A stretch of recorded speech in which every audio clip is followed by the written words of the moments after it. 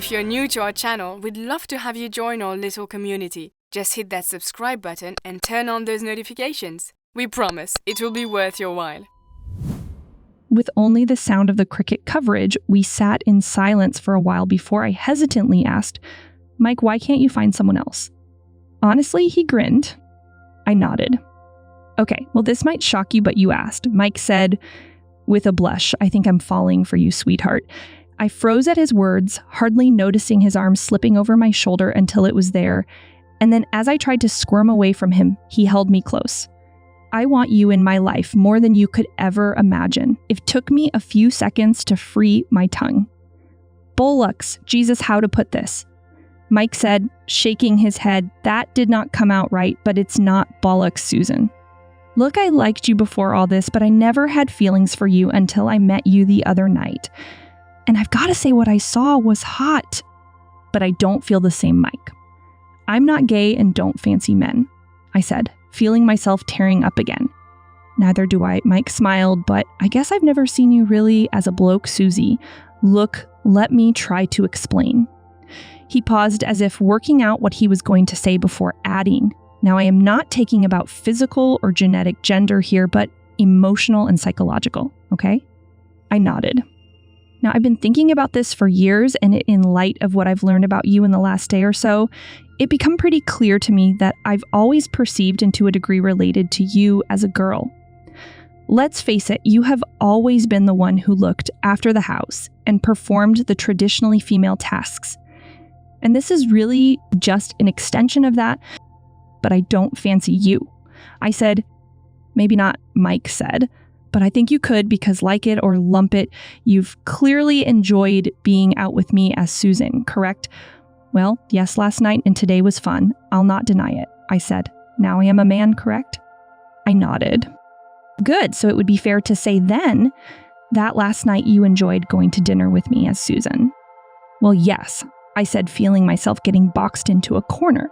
Now, would it also be fair to say that even with everything it took to get you out earlier, that you did enjoy walking around the park and having that coffee with me? I nodded, unwilling to say anything in case he twisted it to suit his views. So therefore, we can conclude that when you are out with me as Susan and being perceived by others as a girl is something you enjoy, correct? Mike said, well, I stuttered. Yeah, of course, I like being taken for a girl. I'm a tranny. Okay, so even if we ended this now, and by that I mean me taking you out as my girlfriend, would I also be correct in saying that you'd probably want to go out with me again as a girl? Well, yes, I said, wondering where this was going. Then what are you complaining about? Mike grinned. All I'm asking you to do is something that in truth you want to do but don't have the balls to do on your own. I felt my face burn, read and nodded. Then we are in agreement, Mike stated with a broad grin. The motivating factors might be differing for why we both want this, but the outcome is something we both want, and that is you behaving and appearing in a traditionally feminine role. I felt a little queasy when I realized that he was annoyingly right, and I sat there for a while trying to see a way out before I eventually admitted, well, yes, but that still does not hide the fact that you're forcing me into this. Forced is perhaps a little harsh, honey. Sure, I pressured you, but the most important fact is that deep down you want to be seen by people as a girl. After all, you could have locked your door and refused to come out yesterday or made a mess of your appearance. Yeah, and you would have blabbed about me to all your rugby mates. I snapped. Would I? Mike said with a smile, who knows? I have no evidence, no photographs to back up my claim. It would be just my word against yours, and if you had thought it through, you would have seen that. I tried to add something, but Mike carried on. However, you didn't, and that tells me that you want me to push you to do this, because all I've done is motivated you to do something you already wanted to do. Or am I wrong? You spanked me into it. I yelped.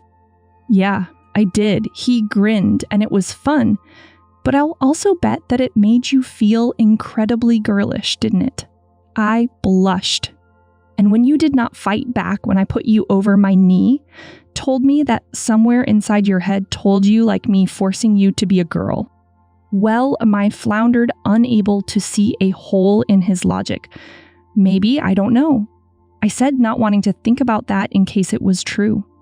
Look, all I am trying to do is help you live something you've probably dreamt of for years, Mike said, and all I'm asking in return is you try dressing and acting like the kind of girl I've always wanted on my arm. I'm not asking you to sleep with me.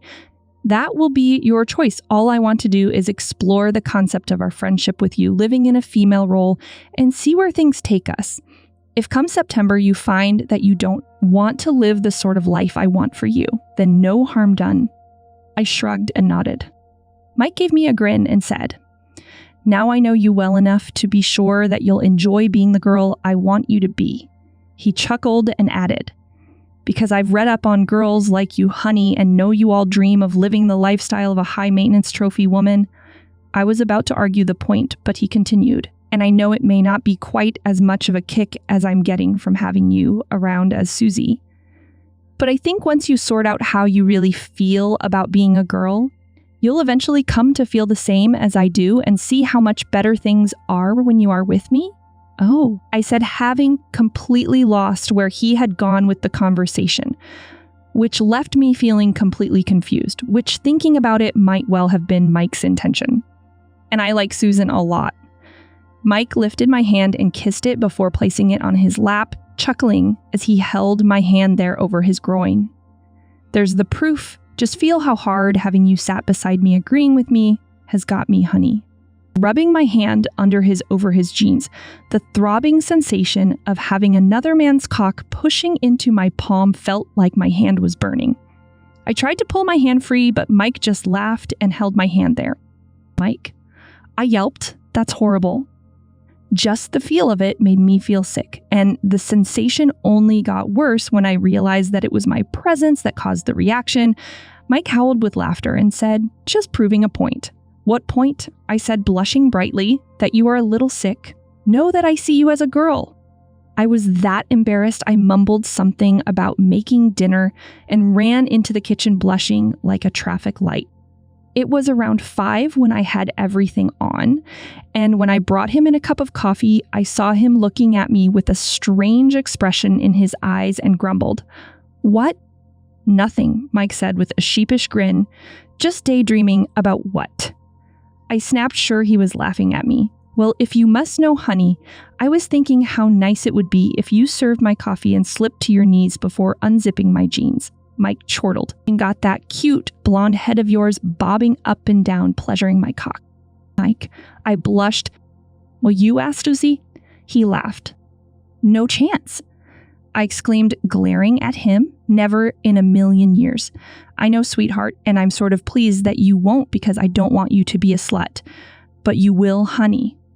Sooner or later, I know that you will, but for now, I am content to wait and enjoy kissing your luscious lips and having you cuddled beside me." Mike smiled as he leant in and gave me another kiss.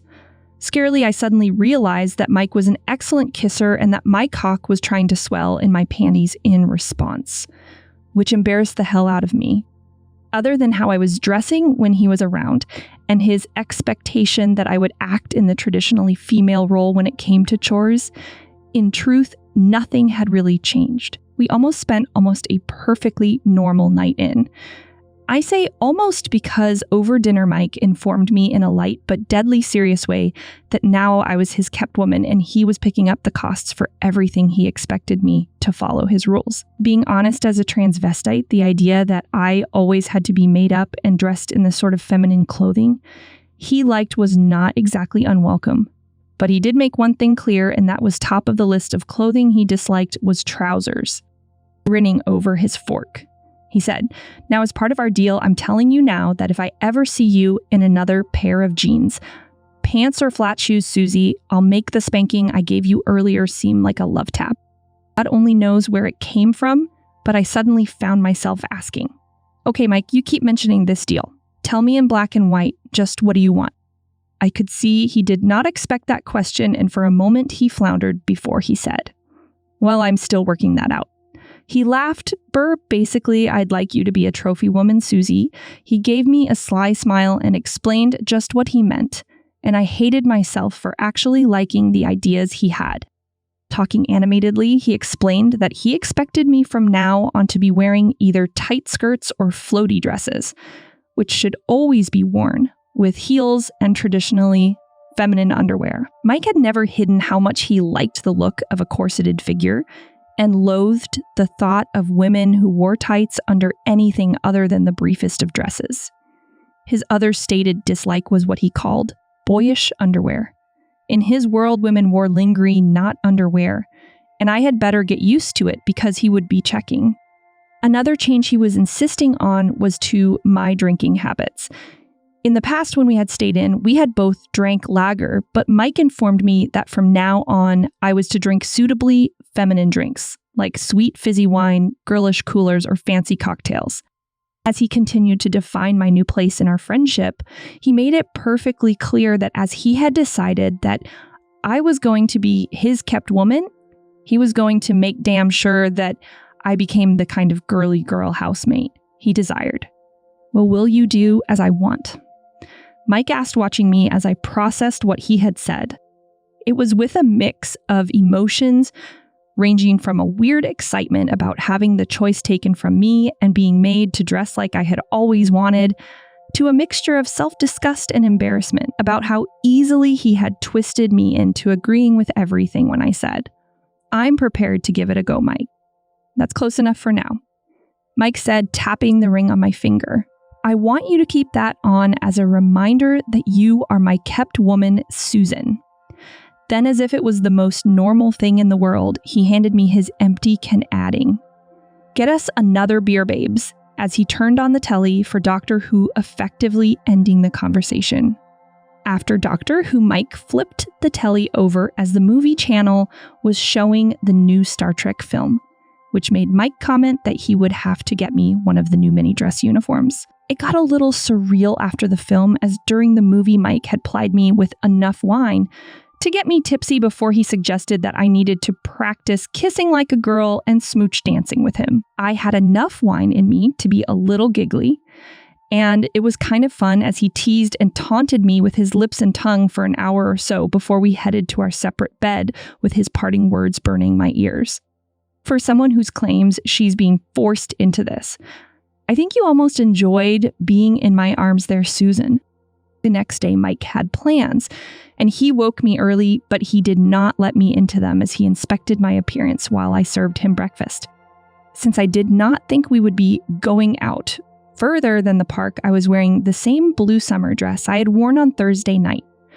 It's a dress which I've always felt suited me, and with my clincher and new boobs under it, I've got to say it made me look and feel fantastic. Mike was obviously pleased with how I looked as well, because other than to suggest that next time I should emphasize my eyes, more with a thicker coat of mascara and a darker eyeliner, he clapped me on my arse and said, "You look lovely, Susie." "Do I?" I said with a sheepish smile, oddly pleased at his delight over my appearance. "So what's the plan?" "Nothing," he chuckled, "other than a drive out to a nice pub I know near Whipsnade for Sunday lunch. Annoyingly, I need to be on my way back to Devon this afternoon as I have a desk load of work to do. It's Dick's last week before he retires, so he wants to take me around the estate and introduce me to all our tenant farmers and the other local notables I've not yet met." Although I was not exactly happy about what he had planned, I knew it was pointless to argue with him and surprised myself by enjoying the trip out. After the stresses of going out to dinner and yesterday's adventure in the park, I felt a little more comfortable about being out as Susan. I can't say I actually relaxed, but with Mike chattering away about his week to come and the anonymity of being somewhere well away from bumping into anyone who knew us, I never felt the sense of terror I had been feeling when he took me out the day before. Other than a couple of trips out to the shops for consumables like milk, I wore the ring and remained dressed feminine pretty much full-time for most of the following week. And as I got used to dressing all the time, I noticed a change in how I felt about being dressed as a girl. Ever since I first started dressing as a child, there had always been eroticism that accompanied the actual process, but as the week progressed, that erotic edge had faded. I'm not saying I no longer got a thrill from dressing up, but that thrill now had far more to do with a sense of self-satisfaction about looking how I emotionally felt. I had also noticed as the week progressed an increasing level of frustration about having to look like the old me when I had to go out. Mike had proved to me that I could pass, but every time I told myself I was going to do it, I chickened out at the last minute. I guess I needed Mike's presence to reassure me, which hit me as kind of weird as on the 3 occasions he had taken me out, I had been almost as frightened of what he might think I wanted as I was of actually being outside dressed as a girl. Other than a phone call to say he did not know if he would make it home on Friday and to ask me to record Battlestar, Mike left me alone. And I felt a flicker of disappointment when he did not arrive home Friday night. I had dressed carefully and had been looking forwards to seeing him. And I guess I was feeling a little like a genuine girl felt when they were stood up by a boyfriend. Even though Mike did not get home, I was in the mood to celebrate my first week of living 99% of the time. As a girl, I popped a bottle of sweet, fizzy red wine and had a few drinks before I went to bed. I'll admit, I was feeling a little fuzzy behind my eyes when I crawled out of bed Saturday morning and sleepily made my way to the kitchen for my morning reviver. Morning, Susie. Mike boomed, making me let out a decidedly girlish yelp of shock when I padded into the kitchen. Mike, I yelped, Jesus, don't do that to me. I almost wet myself. Tutting quietly at my appearance, Mike gave me a grin, commenting, I'll have to get you a pair of mules and a robe to go over your nightie, Susie, as I don't like seeing you without heels. I was wearing one of the long silky nightdress he had got me, but without my silicone boobs or my blonde wig, I probably looked pretty frightful when I spluttered making myself a mug of tea. When did you get here? It's about a half hour or so back. I was going to come home last night, but something came up and I ended up having to drive out to Uncle Roderick's place in Oxfordshire. Since we needed to go over some financials, we did not get through till about 9. So I stayed there last night and left early this morning. He gave me a sly smile as I slumped into the chair opposite him and asked, How long will it take you to get ready, Susie? For what? A surprise. Mike chuckled, but I need some breakfast first, and being honest, dear, I don't fancy having it cooked by someone looking as in between as you do. So chop and get dressed and ready to make me some food. Yeah, I said soon as I've woken up. Mike harumphed and stuck his nose in the paper, making his feeling about my appearance crystal clear, dressy or casual. I called sometime later after I had revived myself with a quick shower, something casual and summery. He said, adding like that short green summer dress, which you're allowed to wear tights with doll. Deciding it was easier to go with the flow, I dressed as Mike wanted, and about an hour or so later was again sat over the table from him. Although I would have murdered a full English I made him, I had to content myself with 2 rounds of toast and a banana. I might not have been a genuine girl, but when it came to my diet, I shared most women's worries about my figure. As we ate, Mike asked me about my week as he told me about his, and to be honest, we shared a very domesticated breakfast. Naturally, I had to do all the cleaning up, which gave me a chance to show him my new very feminine kitchen apron, the look of which Mike clearly approved. Straight after I had washed up breakfast, which cost me a fingernail Mike wanted to get off, but I got a little payback by putting my foot down, pointing out that he was the one insisting on me having long nails, and I rather made him wait while I fixed my nail before we left the house and got into his car. Where are we going? I said, clicking the seatbelt on as he backed the car from the yard. I left some papers at home when I came up to London yesterday. Mike said, which I need for a meeting with the architects on Monday about the design of the visitor center. And as I am not completely sure that you've been keeping to our little deal, I've decided to take you with me. Deal? I asked. To be Susan until September, Mike said, adding with a half laugh as we agreed. Agreed, Mike? I said, I think it was more your demand. Mike ignored my comment as he stamped on the brakes and swore at a woman who pulled out in front of him. Bloody woman drivers shouldn't be allowed on the fucking roads. Muttering that the Saudis had the right idea when it came to women and cars, Mike was off on one of his rants, and having heard his views on the subject of female drivers, More than once I shoved my nose in a book and tuned him out. I knew from having heard the rant before that, in Mike's ideal world, women would not be permitted to drive. It was a 3-hour drive, and after Mike stopped ranting about women drivers, he spent most of it listening to the cricket on the radio, which allowed me to read my book in peace. I was not so sure I felt that comfortable about having his left hand a fixture on my nylon-covered knee, but so long as it did not stray under the skirt of my summer dress. I decided not to let it bother me. Sat in the car, I tried to put how I was feeling into some context, having spent most of the week dressed as Susan. In comparison to anxiety I felt when we went out last weekend, going in the car with him today felt different. Maybe it was because, like last Sunday, we were going somewhere I had never been and did not have to worry about being recognized. My anxiety level was probably also eased because of the times during the last week when I had wanted to go out dressed. And I could not deny to myself, at least, that I was finding a lot of fun in having him take me out as Susan. Given that it was a summer weekend and the traffic was heavy, the journey was not that bad, and the only surprise for me was my first experience of the ladies grinning. Mike whispered as we walked towards the service station doors, "I want a kiss when you come out, and for God's sake, don't forget to sit down, Susie." For me, going into the ladies was, if anything, even more frightening than when Mike took me out in daylight for the first time yesterday. Ever since he had forced me into this, I had been dreading the moment when I needed to use a public loo, and my heart was thumping like a hammer in my chest as I tip-tapped down the steps in the service station. Straight away, I noticed one big difference. The ladies was a lot cleaner and nicer smelling than the gents. The atmosphere was also very different. Men do not talk in the loo, but women do, and some of the conversation in the queue was shocking enough to have me blushing as I waited for a stall. Amazingly, no one batted an eyelid at me, and not wanting to attract attention.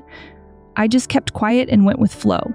Having watched from the queue how they behaved, I did the same and checked my makeup before I walked out to find Mike waiting expectantly for his kiss. Although I did not realize what he was up to at the time, I am pretty sure, thinking about it now, that there was nothing spontaneous about the trip to Devon. He knew where I grew up and the environment I came from, and showing me his home was carrot, in contrast to the stick he had so far been using to ensure my compliance. The carrot began when we arrived and swept, though, a discreet pair of automatic gates. Now, I always knew Mike's family were loaded, but I did not realize how loaded until I saw the cottage. When he had said cottage, I imagined a small place, but it was more like a mini mansion. The place had a swimming pool with a rollback roof, a tennis court, garage space for 3 cars and 5 bedrooms, all of which came with a private bathroom. As he showed me around the opulence of his home, I felt some of my desire to escape his clutches fading. All of a sudden, the concept of being his kept woman no longer seemed like such a hardship, especially when the mercenary side of me balanced up the pleasure I was getting from having to dress as he liked with what he was offering. As much as I did not want to go along with him, what he was potentially offering was tempting, very tempting. Just how big is this estate? I asked as I took in the view over the garden and the river. Other than the village, over there, he pointed to the specks of houses in the distance. Everything you can see from here either belongs to someone in the family or is part of the estate. He gave me a grin and handed me a bottle of water, my camera, and a sketch pad. "Will you be all right here for an hour or so while I go and sort out my paperwork?" "Oh yes," I said, enjoying the view.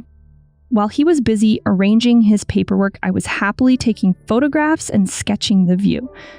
As I amused myself, I was struck by just how different Mike's world was to mine.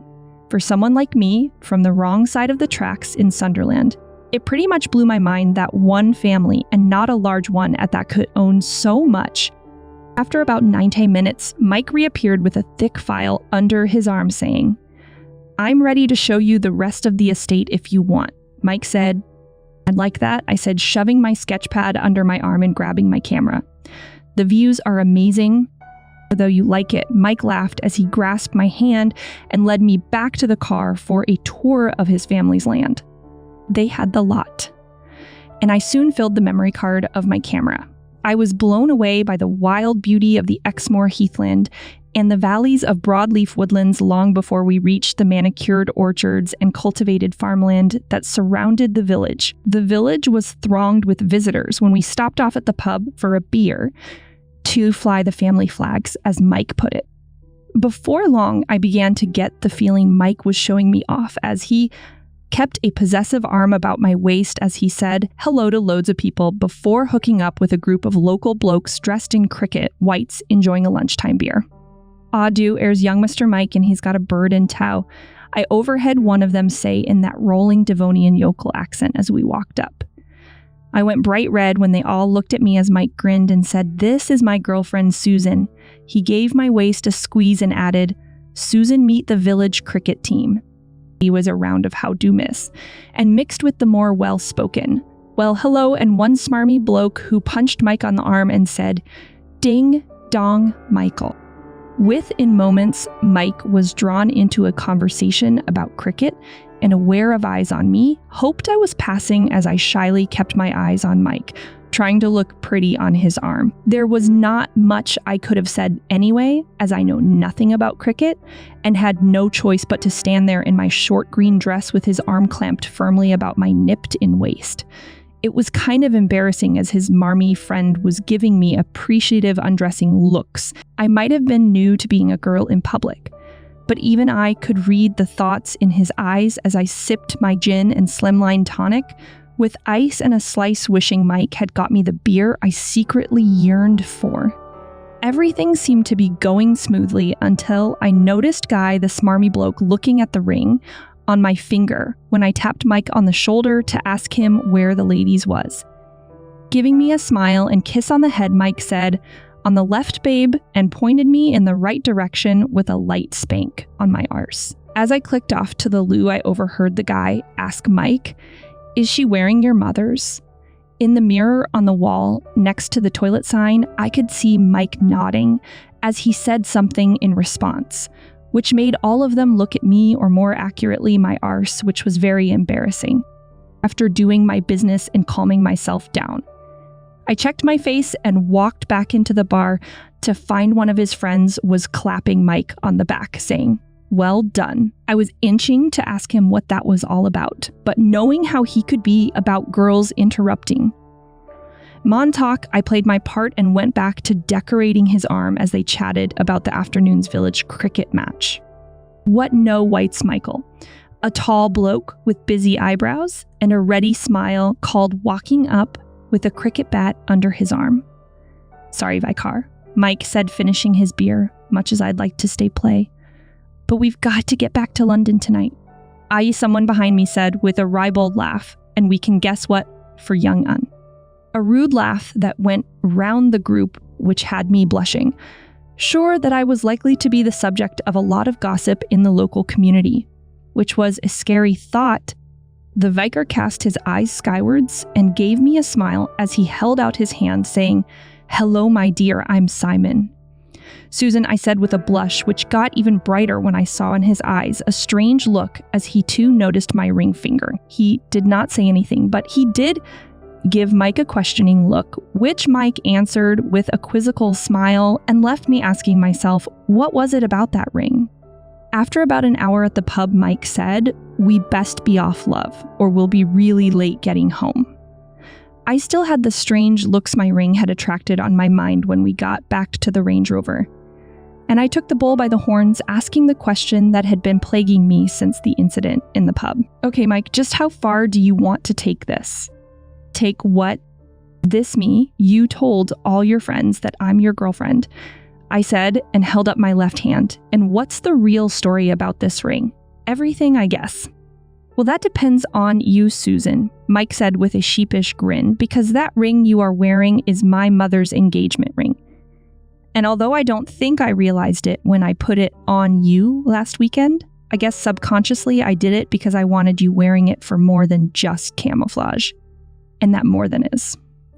I said, unsure of if I wanted to hear this, but unable to stop myself asking him. Mike went red and then said, "Oh, what the hell, look, Susie, I want to marry you." "You what?" I exclaimed. "I would like you to be my wife." Why? I gasped. For a long minute, he looked at me and said, "Shit, how do I put this?" In words, I suggested, surprised that my tongue was working given what he had just told me. I could see a strange expression in his face as he looked at me and said, taking hold of my hands, "Fuck.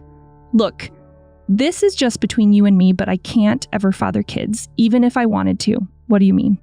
I had a riding accident when I was about 10 and damaged both my testicles, and I've never...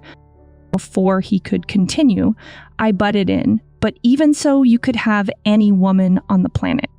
"Yes, I could, but what?" I said. "Are you gay?" "No, I really like girls," Mike said. But what?" I asked. "If you like girls, why do you want to marry me?" "Well, I went on holiday to Thailand as a teenager, and ever since I've had an attraction for girlish transvestites and transsexuals." "That doesn't answer my question, Mike." I said, feeling confused. "I know Sue, and I don't understand why myself, but I like my girlfriends to be feminine, girly girls. You know that. So why on earth you want to marry me?" I asked again, feeling like the conversation was going in circles. "Because you want to be the kind of feminine, girly girl I want," Mike said, almost helplessly. "Well, yes, but there are genetic girly girls too." I told him, "Yeah, and they are the sort of women that want to have kids, and that Susie is something I cannot give them. So I made up my mind years ago that if a tranny ever fell into my life who fitted the bill and had the potential to pass perfectly, I would go for her." He smiled sheepishly. "And then I met you." "You did." "Yes," I said, not knowing what else to say. "And now I want to marry you." He grinned. "I've met far too many trannies not to know that you all have a dream of wearing the full Christmas cake wedding dress. So what do you say?" "Well, yes, obviously I would like the dress," I said. "And if I was a girl looking to marry a bloke, then it would probably be you or someone like you, but that's beside the point." "Why is it beside the point?" "Because," I said, losing track of what I was about to say.